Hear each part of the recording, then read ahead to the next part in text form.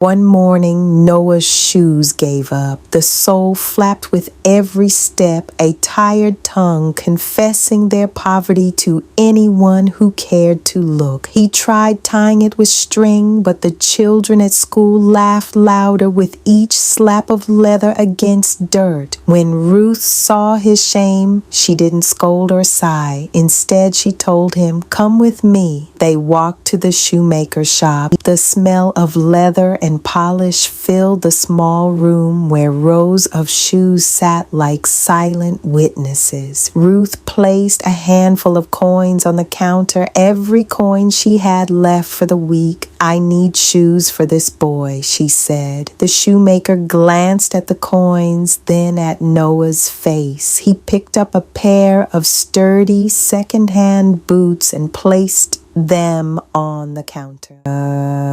These will last him years. Take them." Ruth shook her head. "This isn't enough."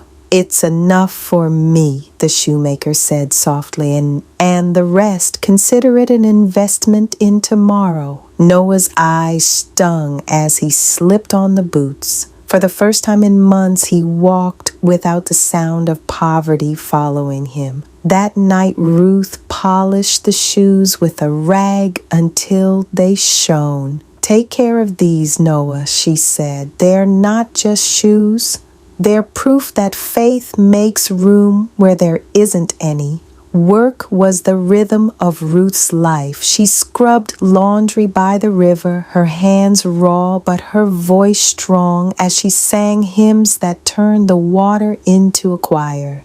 She ironed clothes for wealthier families, pressing out wrinkles as if smoothing the fabric of the world. The children sometimes joined her after school carrying baskets or fetching water. "Grandma," Lila asked one day, "don't you get tired?" Ruth paused, wringing a cloth, water dripping like punctuation. "Yes, I get tired. But tired doesn't mean done. Tired means I pause, pray, and then push again." At night, her body ached, but she told no one. She sat by the window, stitching late into the hours while the children slept. Each thread was a prayer, each seam a reminder that what is torn can still be made whole. Months after the baker had given her flour on credit, Ruth returned to his stall with coins in her palm. "I haven't forgotten," she said, setting the payment down. The baker laughed. "Most people would have let it go by now." "I'm not most people," Ruth replied simply. From then on, the baker began slipping small favors into her bag without asking.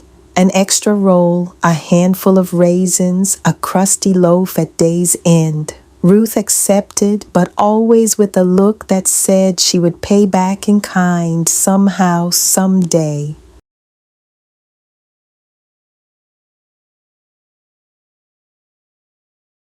Her example left an imprint on Noah, who began offering his classmates help with lessons without expecting anything in return. Lila started tutoring a younger child after school, remembering how often people had helped her grandmother. And Micah, though still small, began sketching little thank you drawings for neighbors, leaving them folded on doorsteps. Ruth's integrity was contagious. Her household spread quiet honor like a fragrance in the community. The winter came like an unwelcome guest who overstayed its visit. The cold crawled beneath the doors and hid in corners of the house. Ruth burned scraps of wood and dried corn stalks, anything that would hold a flame. At night, frost painted the windows with silver webs. Ruth piled the children together under patched quilts, telling stories to keep their shivering minds from sinking into despair. "Cold doesn't last forever," she reminded them. "Spring is waiting. She is patient, but she always arrives."